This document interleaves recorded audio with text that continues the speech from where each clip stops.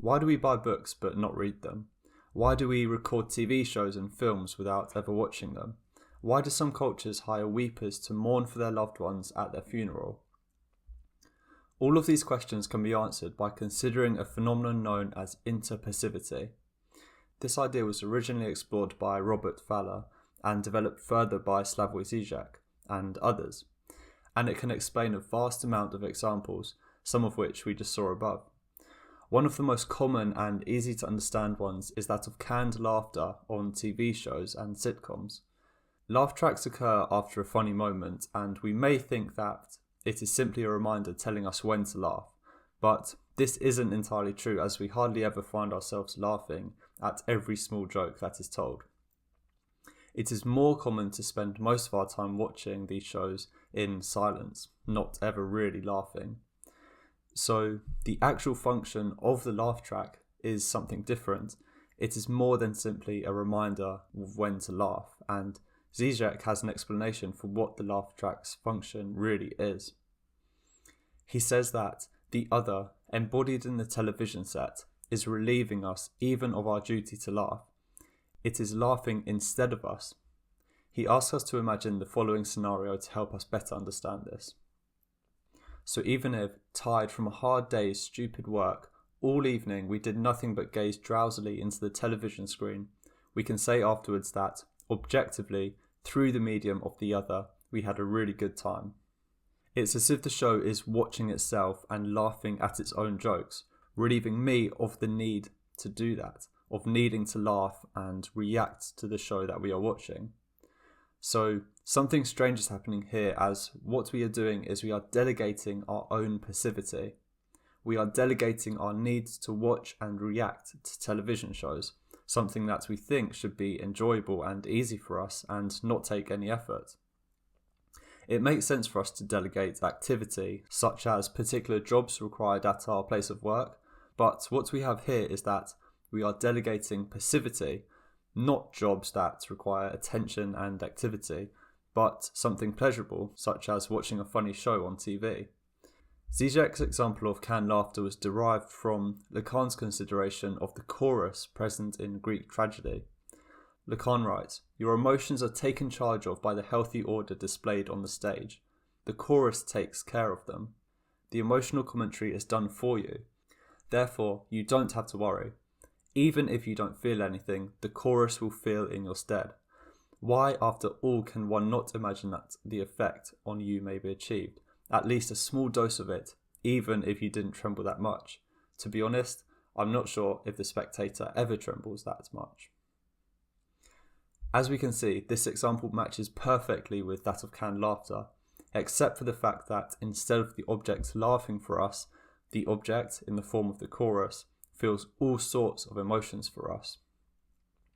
Something quite profound and unnerving can be said to occur here, as it becomes apparent that even our most intimate feelings can be externalized and delegated to others who can feel them for us on our behalf.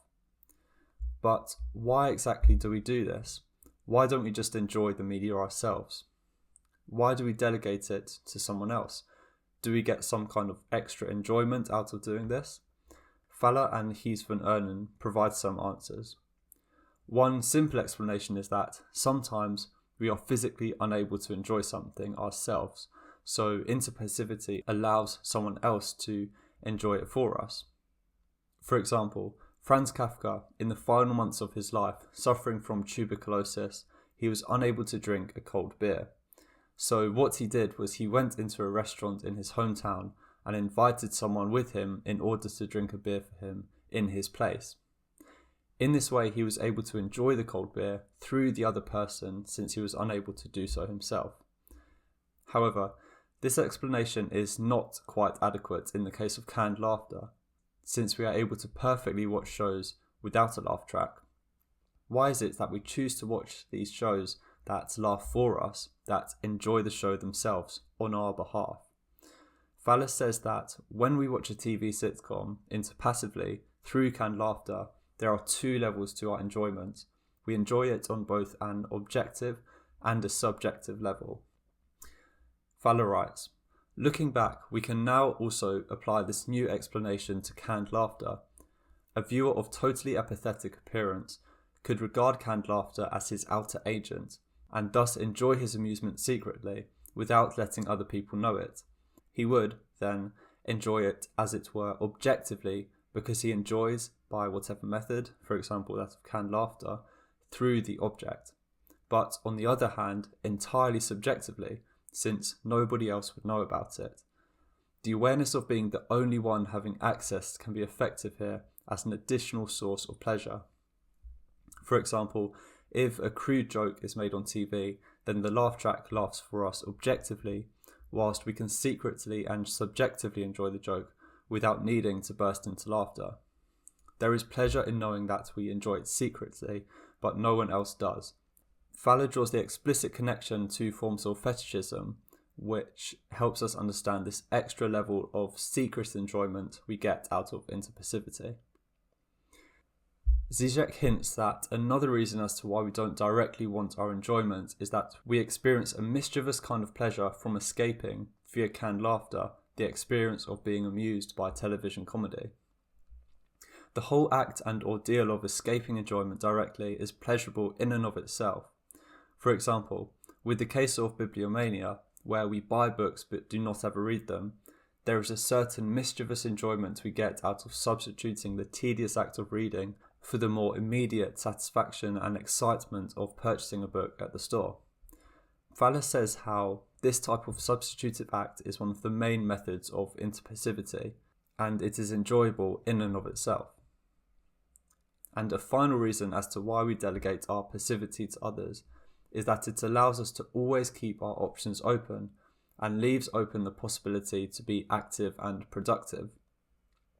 Oenen says that interpassivity is a historical phenomenon of modernism, meaning it is more a characteristic of modernity than it is of the entirety of human history. In other words, because of our current obsession with activity and always feeling the need to be productive, we cannot allow ourselves to passively consume entertainment media such as TV, books and art. Oenen says that our subjectivity is haunted by the expectation of incessant activity. We constantly feel like we should be doing something, for example, revising for an exam, doing work for our job, or being productive in some other way. Because of this obsession, what we do is we search for possibilities to decrease our passivity and increase our activity, or rather for ways to project a semblance of incessant activity or to keep open the options for future activity. And interpassivity is what allows us to do this. Delegating our passivity means that another object can consume for us whilst we keep our options open and do not have to feel guilty that we are passively consuming media, such as watching TV or reading novels, when we should be being productive. Oenen's analysis does not explain all of the examples which we will list later, but it does a good job of explaining these few cases regarding these particular forms of entertainment in modern society. Another good example of interpassivity is that of the VCR player, or its modern equivalent, the recording devices on TVs. Pfaller writes that not only can laughing at a sitcom be left to others, but also the act of watching television. Rather than watching our favourite shows, we can record them and never watch the recording. It's as though the recorder has already watched for us. Again, we see here that we have delegated our enjoyment and our passivity. Now, instead of us passively watching TV, it is the recorder that watches them for us.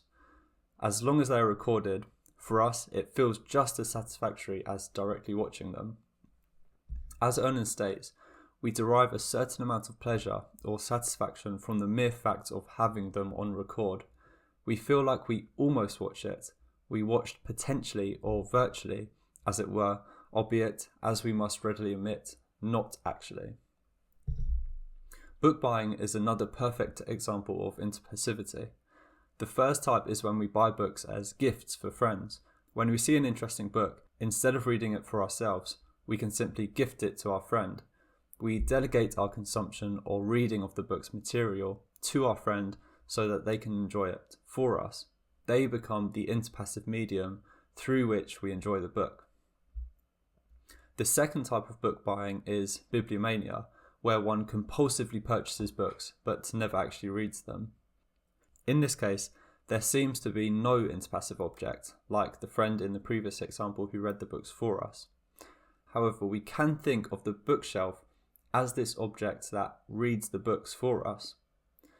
Just like the recording device that watches TV shows for us on our behalf whilst we are off doing something else.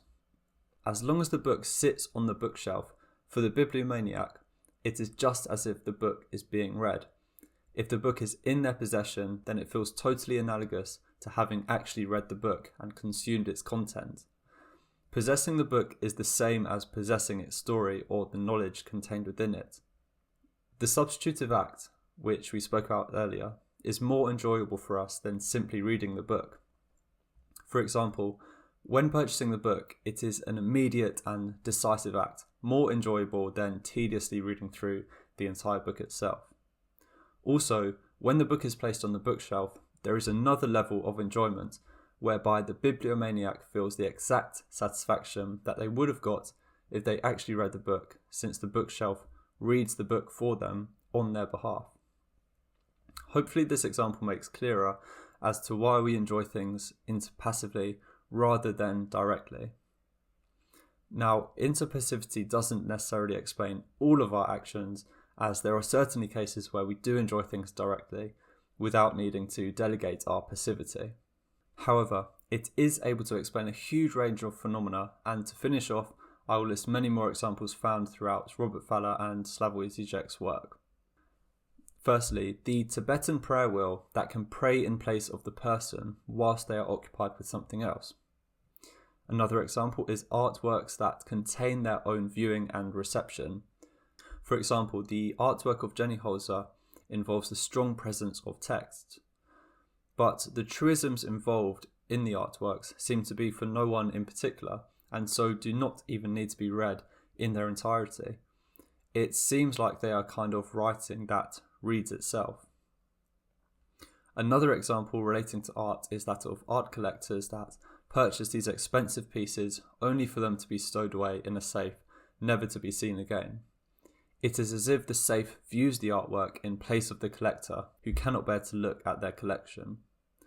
Another example, similar to Bibliomania, is academics who are doing research that print out copious amounts of papers and articles without ever reading them.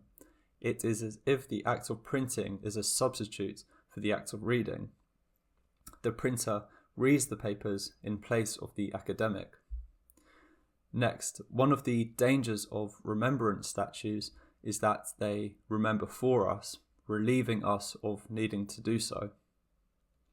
Another example is that of cultural capitalist goods that, according to Pfaller, are dispatchers of a vicarious life. They are interpassive media. For example, driving an SUV in the city. Pfaller says that the rough and ready car provides them with a sense of off-road without ever having to go there. They can enjoy the countryside through the car, even if they are not actually there in the countryside. We are able to enjoy the countryside interpassively, even if we live in the middle of the city. Also, a final example is that of holding up our phones so that they can see and remember in our place. We substitute seeing and taking in the view with taking pictures. So hopefully this list of examples makes the concept of interpassivity a bit clearer and shows how common it is in everyday life. Thank you for watching. I hope you found the video interesting, and do leave any questions or comments that you may have down below. Thank you again, and goodbye.